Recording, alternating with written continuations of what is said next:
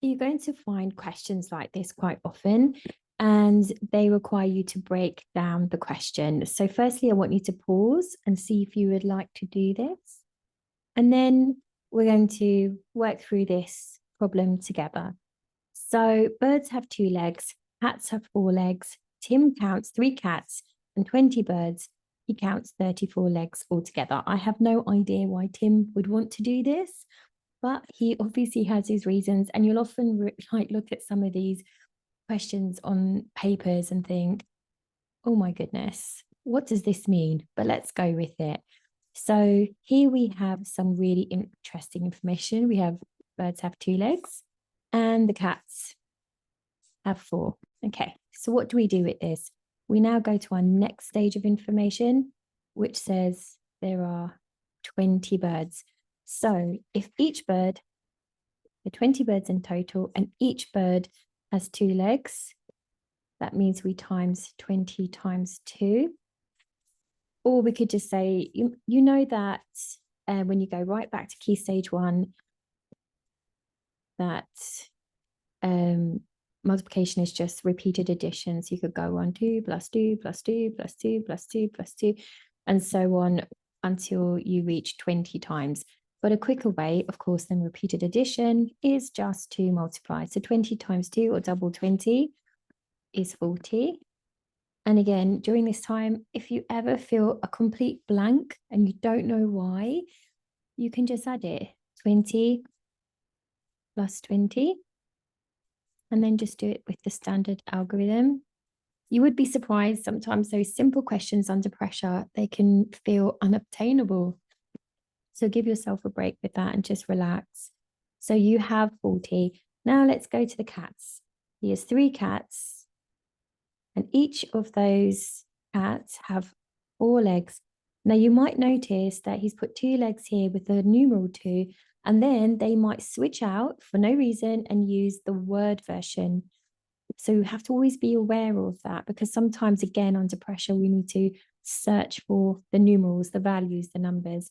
So that's 3 cats times 4 legs. And as we know, 3 times 4 is 12. If you're not sure, again, think about repeated addition. 3 sets of 4s. 4 plus 4 is 8, and count on another 4, and you've got 12. Remember, no one is looking at your paper. However you get the correct answer under a time situation, that's up to you. As the pressure to do your SATs in a certain time gets less and less, you're going to become more and more confident using different methods. That's why lots of practice is important. Okay, so here are our 2 values. We've got a 40 and a 12.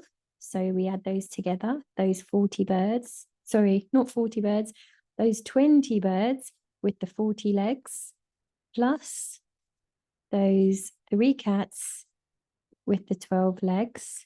And we know 40 plus 10 is 50, plus 2, that's 52. Now he got 34. And then you might write something like this. Tim cannot, oh, let me try and make that bigger actually.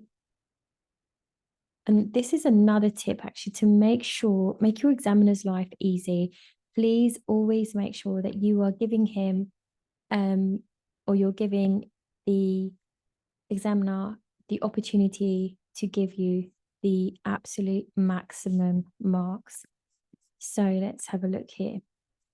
Let me just open this up here. Okay, so I'm just going to make that text a little bit bigger. So Tim cannot be right, or we could say cannot be right, because 20 birds with 2 legs, and let me just stretch this out so you can see it, and 3 cats with 4 legs each makes a total of 52 legs. 34 is not this number, or is not correct, or is not this total. Just however you can get across to the examiner that you know he has made a mistake. And this is really important, because your examiner has a rubric, so he has a guidance. he can't give you any concessions unless it's like mentioned on that examination guidance. If he does, he can actually get reprimanded for that, or he can lose his opportunity to mark SATs papers. So make it so easy for him. Also, allow him to be able to read your numbers correctly. If you have time and a number doesn't look correct, or working out it looks too confused, just take some time to erase it and put your correct number there. The most important thing here, it says here, explain why Tim cannot be correct. So they want to see your working out, that's number one.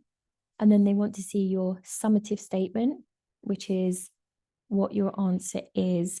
If you just made this a summative statement here, because you've made it so clear, Tim cannot be right because 20 birds with 2 legs and 3 cats with 4 legs makes a total of 52. 34 is not this total. That should be enough here, but they also always kind of err on the side of caution. So, and stay on that safe side and show your actual working out as well. Can't go wrong. And again, break down this question. Always ask your teacher first, because guidance does change year to year slightly. If you are allowed to scribble all over your paper, go for it.